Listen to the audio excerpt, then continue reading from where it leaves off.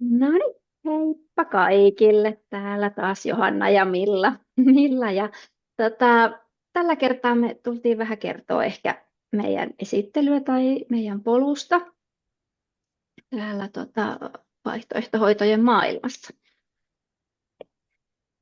Ai mitä? Joo.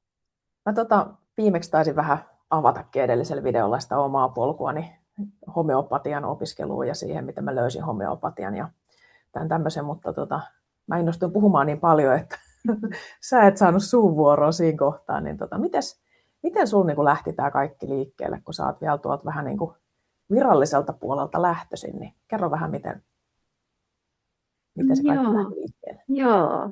Kyllähän se kaikki lähti varmaan just siitä Arnika-kokemuksesta, mistä mä jo silloin ekalla videollakin niin puhuin, että kun lähdettiin niin ekaa kerran sinne vaihtoehtopuolelle, niin kyllähän se oli niin menoa sitten, kun sä niin astuit aivan niin erilaiseen maailmaan. Ja kyllä mä sitten lähdin, tiedätkö, kirjastoon. Se oli nimenomaan se homeopatia, joka siinä veti niin alusta lähtien puoleensa. Ja niin, kyllä siinä meni muutama vuosi, että mä kaivelin kaikkea tietoa, tilasin kirjoja ja kävin kaikkia semmoisia kotiapteekkikursseja, mitä pystyi täällä lähempänä käymään ja kävin eri homeopaateilla ja sitten vaan tuli, ehkä se kun siinä oli noista ennakkoluuloistakin kysymystä, niin ehkä siinä piti niinkö vähän kasvaa ja päästä niinkö yli muutamista just ennakkoluuloista tai vahvistua, kun mähän olin siellä terveydenhuollossa ja neuvolassa töissä ja tämä oli niinkö jotenkin ihan eri maailma, niin täytyi niinkö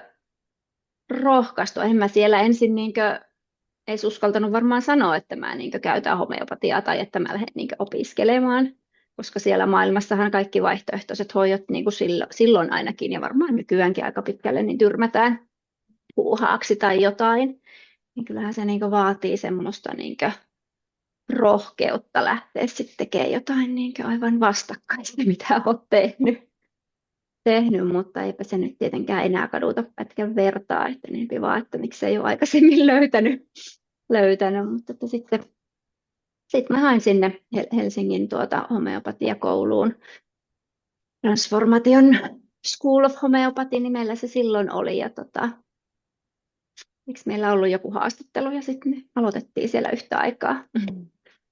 Joo, eli sitten mä hain sinne Transformational School Homeopathiin Helsingin TSH-lyhenne, helpompi ehkä sanoa, niin ja siellä ensin lähdin ihan sillä mielellä, että on vaan sen 1 vuoden, kun siinä oli ne homeopatian perusopinnot se ensimmäinen vuosi, että en mä nyt miksikään homeopaatiksi, vaan haluan vaan niin tietää tästä enempiä ja auttaa vaan niin läheisiä ja muuta, mutta kyllähän se vei sitten mukana aina vuosi kerrallaan, että ei tätä malta jättää, niin niinpä siinä sitten kävi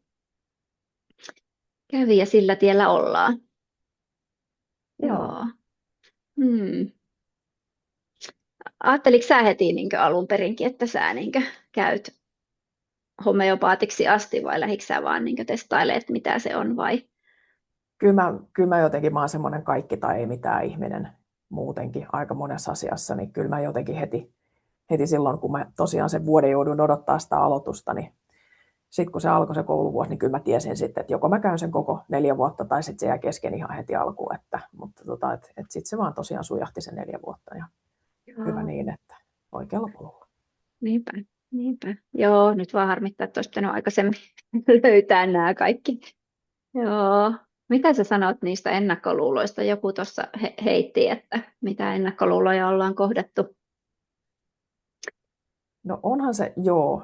Siis mä itse tipahdin sinne ennakkoluuleihin tosiaan silloin, kun mä niinku keksin tai lähdin etsimään sitä tietoa homeopatiasta, niin kyllähän se munkin mielestä kuulosti aivan niinku järjettömältä, että eihän tämä nyt voi millään pitää paikkaansa, että kyllä tämä jotain huuhaata täytyy olla, että eihän niinku kukaan järkevä voi niinku olettaa, että pilleri, missä ei ole mitään, että se sitten niinku mukaan auttaisi, että placebot ja näin poispäin, mutta ei se sitten kun lähti opiskelemaan asiaa ja kun lähti itse testaamaan niitä lääkeaineita ja näin, niin hyvin nopeastihan se sitten itse tajus. Ja useimmiten se onkin se, että se täytyy tulla sen oman kokemuksen kautta.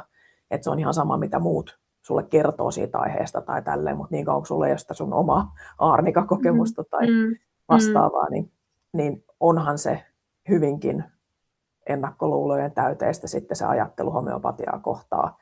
Ja paljon alkuun oli sitä semmoista, että sitten kun itsekin keskusteli ihmisten kanssa, niin tuli just, että no eihän se, että miten nyt ja höpö, että eihän siitä ole mitään tutkimusta eikä se niin kuin näin. Että sitten alkuun oli silleen, että kovasti koitti aina selittää sitä asiaa ja näyttää, että on siitä tutkimusta, mutta kun eihän näitä pysty vetämään ihan samalle viivalle lääketieteellisten tutkimusten kanssa, että kun tämä perustuu just siihen yksilöllisyyteen, että jokaiselle ihmiselle saattaa korvatulehduksella olla eri lääkeaine. Niin ei voida silloin katsoa silleen, että sama burana auttaisi kaikille, koska meillä ei ole sitä samaa buranaa niin sanotusti.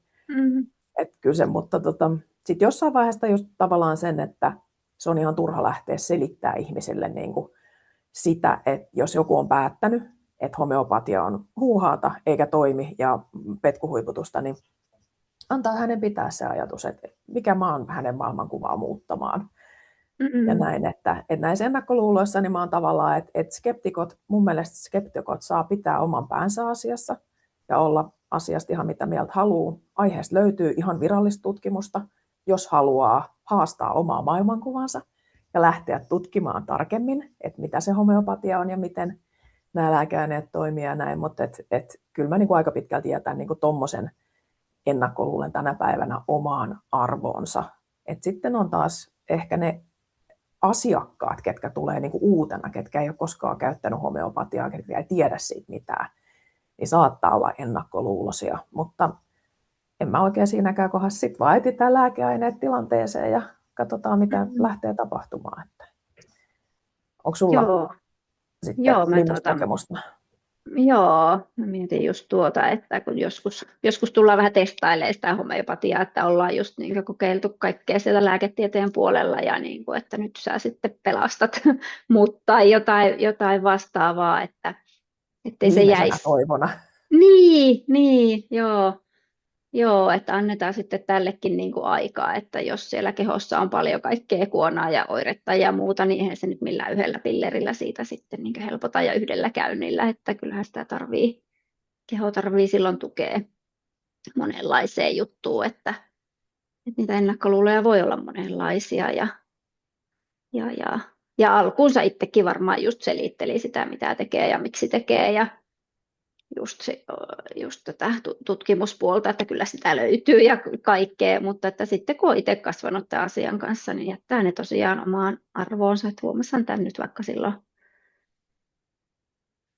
korona-aikanakin, että saihan niistä maskeista esimerkiksi perustella puoleen tai toiseen, mutta kun joku on päänsä valinnut, niin eihän se niinkö käänny sitten vaikka siihen, minkälaista argumenttia löytyy, että ei käytä aikaa eikä energiaa sitten semmoiseen just selittelyyn, että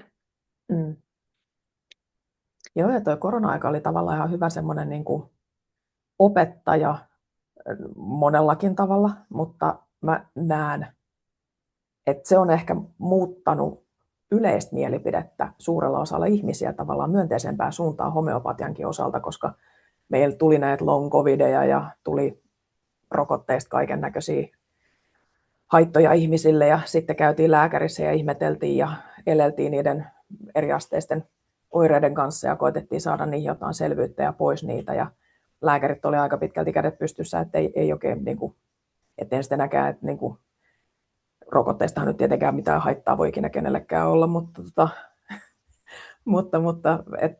heille ei ole tavallaan niin työkaluja sit hoitaa niitä asioita ja sitten taas joku long covid niin sanottu, en lähde ottamaan kantaa siihen, että mikä se on tai ei ole, mutta ihmeellisiä oireita ihmisillä, mihin sitten taas niin lääketieteelle ei oikein löytynyt vastauksia, niin sitten just näitä ihmisiä, ketkä sitä viimeisenä toivonaan lähtee luontaisten hoitojen pariin ja tulee kokeilemaan jopa homeopatiaa, niin silloin on ollut tavallaan semmoisia ihmisiä, ketkä ei todellakaan ole uskonut siihen, että homeopatialla olisi mitään sen enempää annettavaa kuin millään muullakaan siihen mennessä, mutta ihmeellisiä tarinoita on sieltä kyllä kerrottavana, että mitä sitten on saatu aikaan. Ja varmasti on ennakkoluulot muuttunut siinä kohdassa. Kyllä. Joo, kyllä se oma kokemus niin pistää sen pään kääntymään. Joo. Mitäs tämä... Niin, puhun päälle täällä, mutta miten näetkö sä, tälleen vähän tätä aihetta niin kuin viistää, mutta semmoinen, että asiakas tulee sulle, ei ole käyttänyt koskaan homeopatiaa ja siellä on oire X, ollut vuosikausia, on käyty joka paikassa ja tehty kaiken näköisiä, yritetty kaiken maailman lääkitykset ja systeemit ja sitten, että no mennään nyt kokeilemaan vielä homeopatia. ja hän tulee ja käy kerran. Niin mitä sä oot siitä mieltä? Hmm. Joo, kyllä mä toivoisin, että sille annettaisiin vähän enempi niin kuin mahdollisuutta homeopatialle kuin sit, niin kuin yksi kerta. Kyllähän tällaisiakin niin kuin on ja käy, mutta että sit monesti ne saattaa olla semmoisia vaikka puolison patistamia tai että he ei nyt sitten oikeasti täysin ehkä haluakaan antautua tälle hoitomuodolle, että kyllä sille niin kuin pitää se mahdollisuus sitten antaa kunnolla, että eihän sä, jos sä menet lääkäriinkin, niin voithan sä joutua vaihtamaan niitäkin lääkkeitä, ettei sieltä heti löydy vaikka oikeaa verenpainelääkettä tai masennuslääkettä, jos haluaa semmoisiin niin kuin lähtee, että annetaan sitten niin kuin mahdollisuus, koska kyllä siellä kehossa sitten on sitä huonoa monella tasolla, niin kuin tuossa jo äsken sanoin, niin ei se niin kuin välttämättä sitten auta, että siihen nyt joku yksi homeopaattinen lääke annetaan, niin ei välttämättä tule vielä sitä arnika-experiencea niin kuin siitä isosti, mutta että sehän aina riippuu siitä, että kuinka pitkään sulla on oireita tai joku sairaus ollut, että kuinka kauan sä niin annat homeopatialle niin mahdollisuutta. Tai on joskus kuullut semmoisesta, että jos sulla on 3 vuotta ollut joku sairaus, niin on 3 kuukautta aikaa niin homeopatian toimia, mutta että, en mä tiedä. Mä uskon, että me ihmisinä niin kehitytään täällä koko ajan, että mun mielestä homeopatia voi olla sulle elinikäinen kumppani niin siinä sun sielun kehityksen polulla. Nyt mä teenkin ehkä homeopatiaa vähän niin eri tavalla kuin perusklassiset homeopaatit. Miten sä teet? Mikä sun kiinnostuksen kohteet on homeopaattinen? Toki kaikkia autetaan tietenkin, mutta että mitä on sun sydäntä lähellä? Joo. No, peruskoulutushan meille antaa sen, että oikeastaan, ja aina välillä tuolla jossain keskustelupalstoilla onkin sille, että etsitään jotain homeopaattia, joka on erikoistunut johonkin tiettyyn juttuun. Ja periaatteessahan homeopaatit ei erikoistu mihinkään tiettyyn juttuun. Että se peruskoulutus antaa tavallaan työkalut siihen, että sä pystyt hoitamaan mitä tahansa, koska meidän ei tarvitse niin opiskella astmaa tosi tarkkaan, jotta me voidaan hoitaa astmaa, vaan meille ne oireet on se, mikä niin kuin tavallaan ratkaisee. Et diagnoosit ei niinkään merkkaa homeopaatille mitään, vaan ne oireet, mitä se ihminen kokee. Mutta kyllähän se on silleen, että suurin osa homeopaateista sitten niin kuin kokee, että tietyt jutut on enemmän lähellä omaa sydäntä. Että joko sille omasta kokemuksesta pohjaten tai että sitten jostain syystä vaan sun luokse hakeutuu jotain tiettyä asiaa sairastavia tai jotain tietystä asioista kärsiviä ihmisiä. Ja mullahan omakohtaista kokemusta ja näin, mutta että just niin kuin nämä kaikki autismin kirjon lapset ja aikuiset ja kaikki mikä siihen liittyy, ADHD ja Aspergerit ja kaikki mahdolliset siihen liittyvät, että ne on tavallaan semmoinen niin kuin lempilapsi, että niitä mä niin kuin mieluiten, tai no en voi sanoa, että mieluiten hoidan, mutta että ne on niin kuin tosi mieleisiä keissejä, että kaikki asiakkaat mä hoidan tosi mieluiten, mutta että ne on semmoinen niin kuin lähellä sydäntä, että siitä mä tykkään. Ja sitten tuo akuuttihoito on semmoinen, että monet homeopaatit kärsii sen kanssa, että se on jotenkin niin kiivastemposta tietyllä tavalla, kun oireet saattaa vaihdella koko ajan ja näin, mutta että ne on semmoiset, mistä mä tykkään ehkä kaikista eniten, mutta kaikki käy. Mitäs, onko sulla joku tietty, kun sä just vähän vihjasit tolleen, että homeopatia saattaa kulkea rinnalla koko elämän? Niin, joo, en tiedä, onko se, vetääkö tästä sitä samankaltaista puoleensa, mitä olen itse käynyt, mutta kyllä se niin kuin, kun oli terkkari, niin kyllä mä niin kuin, paljon lasten ja naisten kanssa toki siinä ja äitien kanssa niin kuin teki töitä, niin kyllä sitä niin kuin, paljon ne lapset ja tietenkin ne akuutit ehkä siinä lasten kanssa korostuu myös ja sitten se naisten voimaantuminen onhan se niin silleen lähellä sydäntä ja teen yhteistyötä Heidi Kukan kanssa. Meillä on niin kuin kursseja naisten henkisen polun tukemiseksi, niin se on kyllä niin kuin tosi mielenkiintoista ja antaa paljon myös itselle mutta Teillä on tosiaan se homeopatia tietyllä tavalla kanssa integroitu mukaan siihen, että on. joo. Joo, just näissä tunneprosesseissa ja homeopatiahan taipuu niin moneen juttuun, että me ollaan nyt tehty myöskin semmoisia omia remedeitä, että ne on osa on vaan energiaa ja se on Joo. mielenkiintoista, niin semmoisia niin meditoituja lääkeaineita. Joo, ja sehän ei ole sinänsä niin kuin mikään uusi juttu edes noin meditoidut lääkeaineet, että meillähän on se hyvin tarkka protokolla ja kaava, minkä mukaan perinteisesti homeopaattiset lääkeaineet tehdään, mutta tuolla on jo maailmalla pitkään tehty näitä tämmöisiä niin kuin meditoituja lääkeaineita, mitä kummallisimmista aineista, ja koska kaikki on loppukädessä kuitenkin energiaa, niin se on huikeeta, miten tämmöiset niin kuin meditoiden tehdyt lääkeaineetkin toimii. Niinpä. Saattaa kuulostaa vähän ufolta, mutta näin se vaan menee. Niinpä. Hyvä. Mm, mitä sä sanot siihen, että onko se suhtautuminen näihin vaihtoehtohoitoihin tässä ajassakin, mitä säkin oot homeopatian parissa ollut, niin onko se muuttunut vai onko se just toi korona-aika, minkä näet, että on muuttanut? No tietysti se on pikkasen vaikea sanoa, koska me eletään tätä vaihtoehtohoitojen maailmaa. Et tavallaan mä en seuraa mitään uutisointia enkä mitään, että mä en ole tavallaan siellä semmoisessa normiarjessa kiinni enää millään tavalla, missä niin kuin ohjaillaan ihmisiä pelolla ja kerrotaan koko ajan uutisissa ja lööpeissä, että mitä kaikkea kamalaa pitää koko ajan pelätä ja tällä tavalla, koska mä katson, että se on niin suuri oireiden aiheuttaja, mutta olihan tuossa korona-ajassa kyllä sitten taas niin kuin se jako ihmisiä tosi voimakkaasti, mikä on todella, todella tylsää. Et tuli vähän sellaisia niin kuin leirejä, että on nämä foliohatut, mitkä ei usko, että meillä on täällä meneillään mitään kamalaa maailmanlaajuista. Ja sitten taas on nämä ihmiset, ketkä halusivat nähdä silleen, että okei, että ehkä tässä ei ole mitään niin suurta syytä huoleen, että katsellaan ihan rauhassa. Ja sitten just, että varsinkin ne, ketkä sitten sai niitä mystisiä oireita kaikennäköisistä asioista, että oli pakko lähteä etsiä muualta sitä apua, kun sieltä viralliselta puolelta ei ikävä kyllä siihen löytynyt sitten mitään. Mutta Joo, mutta kyllä tässä, joo, niin. oliko sulla vielä? Ei kun joo, vaan se, että tavallaan ei pysty silleen niin kuin määrittelemään sitä, että onko kuinka paljon se asenne muuttunut, koska ne ihmiset, ketkä tulee sinne homeopaatille, ne kyllä ne on sen valinnan sitten tehnyt jo aikaisemmin. Että kyllä se vaatii jonkun asteisen semmoisen heräämisen tavallaan varmasti ihan jokaisella siihen, että hei, jotain luonnollisempaakin saattaa löytyä, mitä voi kokeilla. Niinpä.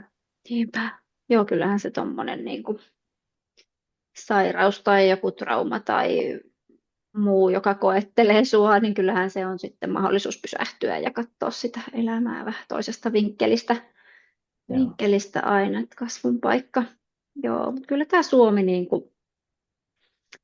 on maana haastava, että kyllä täällä aika tiukassa on semmoinen kaikki ylhäältä päin ohjattu ja auktoriteettien semmoiseen uskominen, että jos ajatellaan, että Euroopassa on pitkään apteekeissa ollut vaikka homeopaattiset lääkkeet, niin vaikea nähdä, että meillä ne tässä 5 vuoden sisällä apteekeista ostettaisiin. Niin, ja sitten se on kuitenkin se mahdollisuus tavallaan, että jos sä mihin tahansa apteekkiin meet ja pyydät homeopaattisia, niin heidän pitäisi niitä sinne hankkia, koska ne on kuitenkin Fimean valvonnan alaisena, niin kuin aikaisemminkin mainittu, niin ne on ihan samalla tavalla lääkkeitä kuin mitkä tahansa puranat. Joo. Ja Euroopassahan tosiaan, niin kuin Keski-Euroopassa varsinkin, että siellä on, niin kuin, oliko nyt Ranska ja Saksa ainakin on semmoisia niin kuin edelläkävijämaita tässä, että siellä usein niin kuin esimerkiksi lasten korvatulehduksiin määrätään ensisijaisesti homeopaattisia. Ja sitten jos nyt jostain syystä niille ei saada tulehdusta talttumaan, niin sitten turvaudutaan antibiootteihin. Et mun mielestä siellä on niin kuin todella hieno se, että nämä ei niin kuin poissulje millään tavalla toisiaan, että ne voi kulkea rinnakkain. Niinpä. Joo, mutta täällä pelätään jotain. Joo, se on jännä. Ja sitten tuossa itse asiassa ei niin kovin kauan aikaa sitten, niin huomasin semmoisen tosi mielenkiintoisen jutun, kun mäkin tykkään aina googlailla kaikkea, kun mulle tulee jotain mielenkiintoista vastaan. Ja, googlasin jotain homeopatiaan liittyvää suomen kielellä. Ja huomasin semmoisen, että Google ei tarjoile enää oikeastaan mitään edes puolueetonta saati homeopatian myönteistä vaihtoehtoa siellä. Et kaikki tulee silleen, niin kuin sieltä niin kuin vastaukset silleen, niin kuin, että kun homeopatia on huuhaata ja ei ole mitään todisteita sen toimivuudesta ja tällä tavalla. Sitten kun sä kirjoitat siihen samaan hakukenttään englannin kielellä sen saman kysymyksen, niin sieltä löytyy huomattavasti paljon myönteisempiä vastauksia. Tämä on myös semmoinen hyvin konkreettinen esimerkki, että millä tasolla meitä ohjaillaan meidän mielipiteitä ja näkemyksiä ja sitä maailmankuvaa, mitä meille halutaan luoda. Se on oikeastaan tosi pelottavaa. Ja se on niin semmoista hienovaraista, että koska kyllähän sä oot tottunut siihen, kun sä laitat Googleen jotain, että se kertoo sulle totuuden ja vastaa sun kysymyksiin. Joo. Niinpä, mutta se on tällä tasolla. Ja se on mielenkiintoista, että minkä takia homeopatian pitäisi olla noin iso uhka jollekin. Pitääköhän meidän palata tähän, tiedätkö, seuraavalla kerralla lähteä vähän sieltä että miten tämä lääketiede ja nämä on lähtenyt niin kuin kehittyä ja muodostuu. Se olisikin ihan Katsotaan. Niin. Katsotaan, päästäänkö me sinne seuraavalla kerralla tai mitään, mutta laittakahan kommenttia ja toivetta, niin katsotaan, mistä jutellaan ensi kerralla. Yes. Hyvä. No niin, moikka kaikille. Moi moi.